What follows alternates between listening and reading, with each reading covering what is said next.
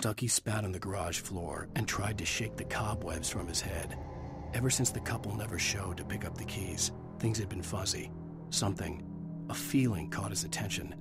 Stucky looked up and stared as his brain tried in vain to process the horror before him. He stumbled back, knocking over a can of oil. A black pool spread across the floor while he struggled for a brief moment, then let go as the unrelenting darkness engulfed him.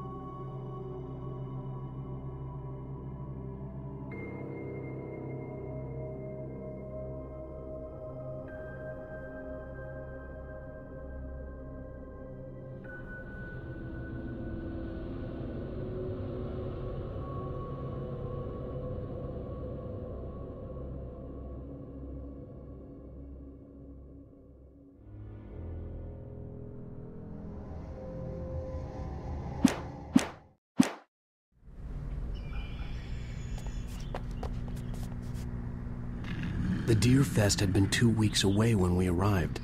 If the day count on the banner was right, I was missing a whole week between the night we got here and now. The garage was a mess. It looked like someone had trashed the place, or that there'd been some kind of fight. I'll write. I'll keep writing. Outside there's only darkness. Outside the cabin, outside the story, there's only darkness. I can feel her presence in the dark. Just now, I could smell her perfume in the room. I'll reach her, I'll fix it up. I'll bring her back. The story will come true. If I stop, she's lost. Rainbow Sheriff Station. Previously on Alan... Honey, I'm home. Back here, sweetie. How was it? Worst weather I've ever seen. You should put some coffee on. It'll warm you up. Coffee's on. Great, thanks. I'll need it if I'm gonna finish this by tomorrow.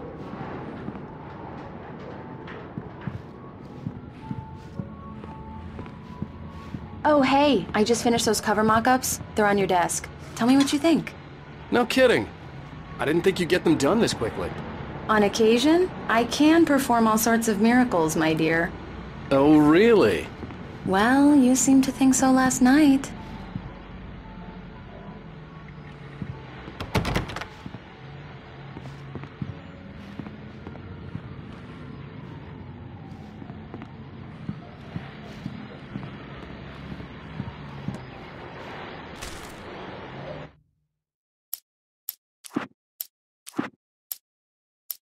It's true what they say about the fall and the sudden stop at the end. I'd lain here in the snow while the lurid chain of scenes that had led me here kept playing in my head. A rerun of my own private snuff movie. A memory of my corpse. Alone at my own wake. Thinking in metaphors again. The femme fatale was gone. Only a sour taste remained of the kiss that killed me.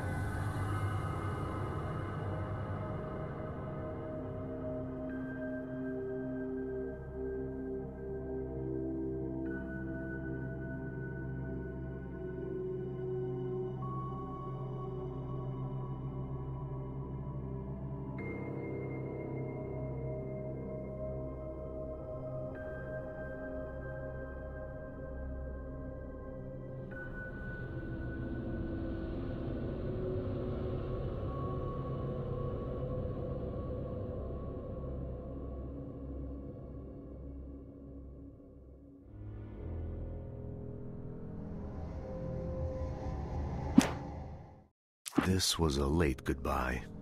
13 years after I'd gotten my revenge, it had finally caught up with me.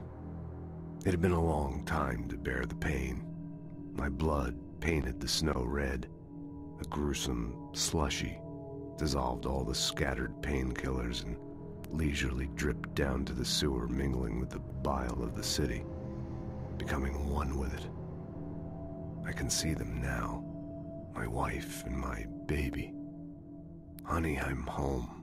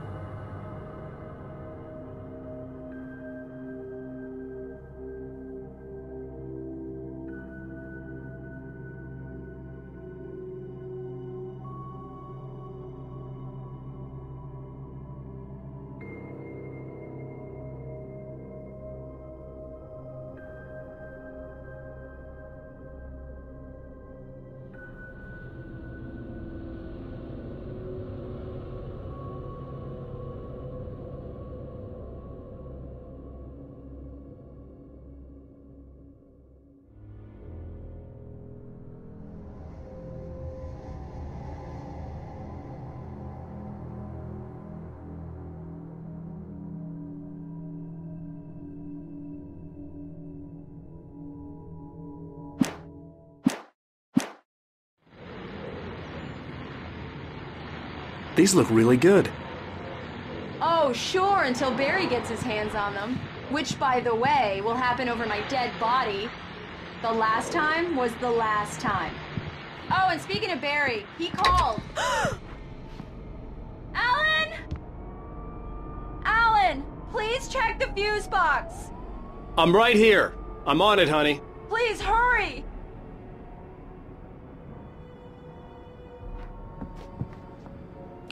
Honey, it's a power outage. I've got the flashlight. Okay, hi. You okay? I'm sorry. It just really spooked me. Don't worry. We'll just break out the candles. I know, it's stupid. Well then, Mr. Wake, we're done here. If the pain gets any worse or you experience any other symptoms, you should come see me. I'll let you get on with it then. Sarah, Sheriff Breaker, is waiting for you. She's very good at her job. I'm sure she can locate your wife in no time.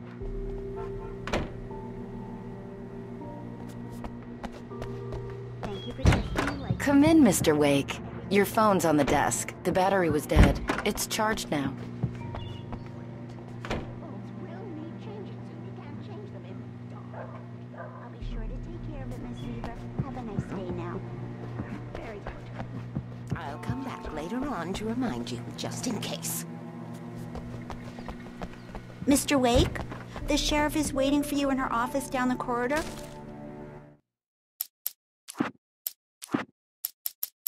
Alice looked through the viewfinder, lining up the shot.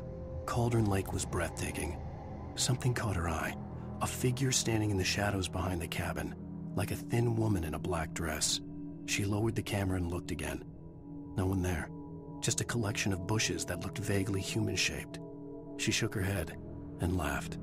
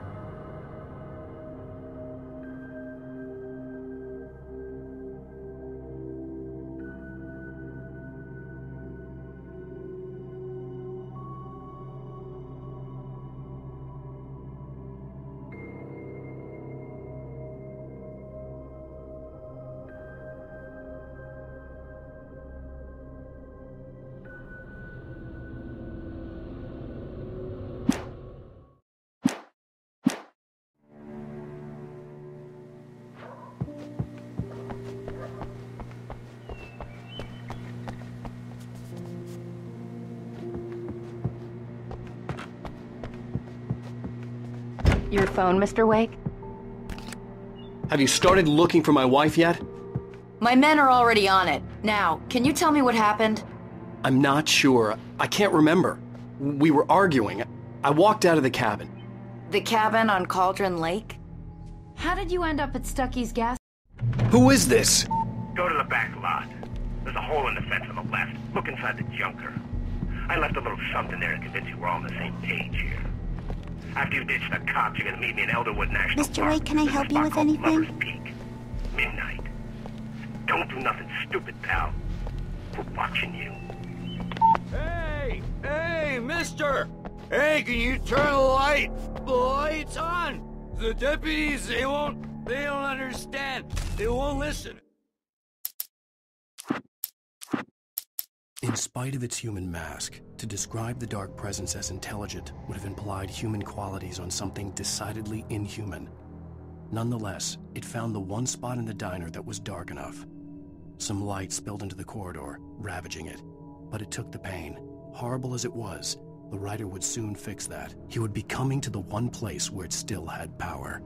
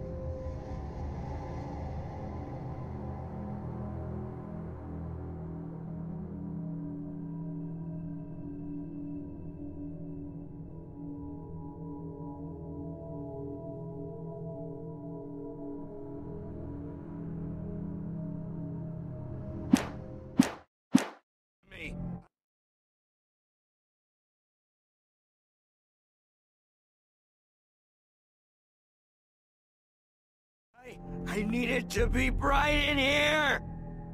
Hey! Hey! Anybody out there? Hey! Hey, you! Can you help me? Can you turn The early morning light hurt my eyes and made my head ache. The man on the phone had said, "Go through the fence on the left."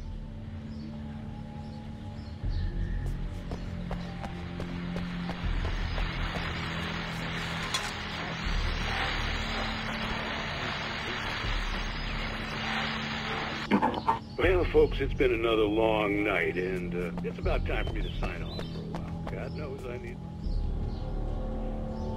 just one more item.